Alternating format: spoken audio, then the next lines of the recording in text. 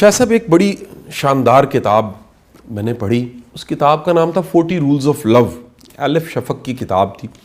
الف شفق اس میں کہتی ہے جو قرآن پاک ہے اس کے فہم معنی اس کے لیئرز ہیں۔ ایک لیئر وہ ہے جو ظاہری معنی کی ہے، ایک باطنی معنی ہے۔ کیا وہ باطنی معنی جو قرآن کے ہیں عام بندے پہ کھل سکتے ہیں، یا ان باطنی معنوں تک پہنچنے کے لیے کیا کرنا پڑے گا؟ بسم اللہ الرحمن الرحیم۔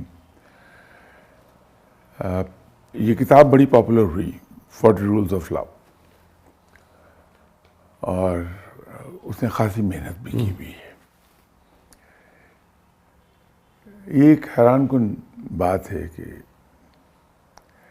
اس نے ایک ایسے پوائنٹ کو چھیڑا جس کو عام طور پہ ہم تسلیم نہیں کرتے۔ میرے جیسے آدمی کا تصور ایک ہے کہ جو اس کے معنی ہیں وہ ہیں، ٹھیک ہے سر، اس کی اور کوئی لیئر نہیں ہے، لیکن انہوں نے اس کو چھیڑا ہے۔ یہ اور بات ہے کہ ان کے کانسیپٹ میں اور درویش کے کانسیپٹ میں تھوڑا سا ایک فرق ہے۔ اچھا سر۔ درویش لوگ یہ کہتے ہیں کہ قرآن پاک کے 10 معنی ہیں۔ اچھا سر، 10 معنی سر۔ جو انسان رب کے قریب جاتا ہے سر، جو اس میں علم کا اضافہ ہوتا ہے، سر، تو اس پر معنی کھلنے لگتے ہیں۔ ٹھیک ہے سر۔ یہ بات دل کو لگتی ہے کہ یہ سچ ہے۔ ٹھیک ہے سر۔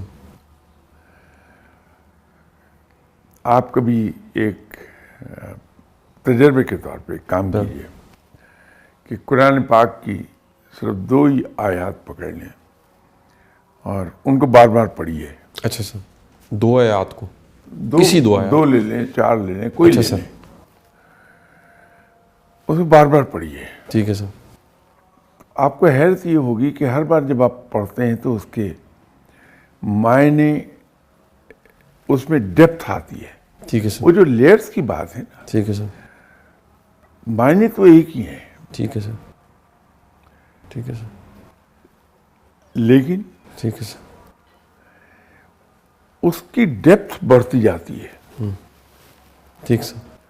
تو اس کو فقیر لوگ کہتے ہیں کہ یہ لیئرز ہیں۔ ٹھیک ہے سر۔ ہوتا یہ ہے کہ جیسے انسان، اس کی مثال دنیاوی چیزوں سے لے لیں۔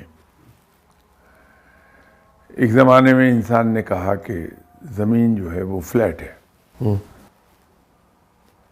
اس کا علم وہی موجود تھا۔ ٹھیک ہے سر۔ پھر کانسیپٹ یہ پیدا ہوا کہ نہیں، زمین گول ہے، ٹھیک ہے سر۔ بال کی طرح۔ ٹھیک ہے سر۔ اس وقت اس کا علم بڑھ چکا تھا، ٹھیک ہے سر۔ ذہن کھل گیا تھا، ٹھیک ہے سر۔ اس نے اسے گیند پر لے لیا۔ ٹھیک ہے سر۔ بعد میں اس کا کانسیپٹ وہ بھی تبدیل ہو گیا۔ سر۔ اس نے کہا کہ دونوں سروں سے وہ ٹھیک ہے سر۔ پچ کی ہوئی سیب کی طرح۔ ٹھیک ہے سر۔ یہ کہا گیا کہ زمین ساکن ہے۔ اب بھی بحث چل رہی ہے۔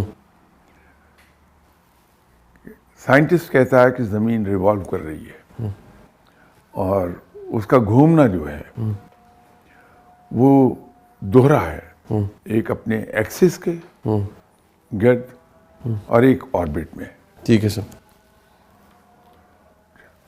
ایک زمانے میں یہ تھا کہ زمین ساکن ہے، علم بڑھا انسان کا تو اس نے کہا کہ نہیں، زمین تو گھوم رہی ہے۔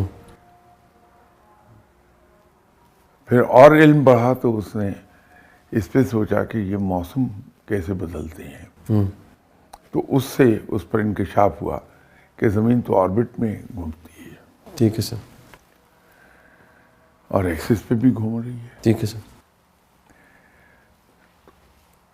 حقائق تو اپنی جگہ موجود تھے، ٹھیک ہے سر۔ در حقیقت ہمارا وین بڑھا اچھا سر۔ علم کی وجہ سے، سر۔ اور ہم نے یہ ڈسکور کیا ٹھیک ہے سر۔ کہ یہ چیز یوں نہیں یوں ہے. ٹھیک ہے سر. اسی طرح قرآن پاک کے اندر اس کے جو گہرائی چھپی ہے اس کی، سر اس گہرائی کو پہنچنے کے لیے انسان کے اپنے پاس علم کی ایک خاص حد ہونی چاہیے، کم سے کم. اس سے زیادہ جو ہوتی جائے گی، قرآن پاک کے معنوں کی گہرائی میں آپ اترتے جائیں گے اور نئی سے نئی ٹھیک سر. چیزیں آپ پہ عیاں ہونے لگیں گی. وہ یہ ہے قصہ.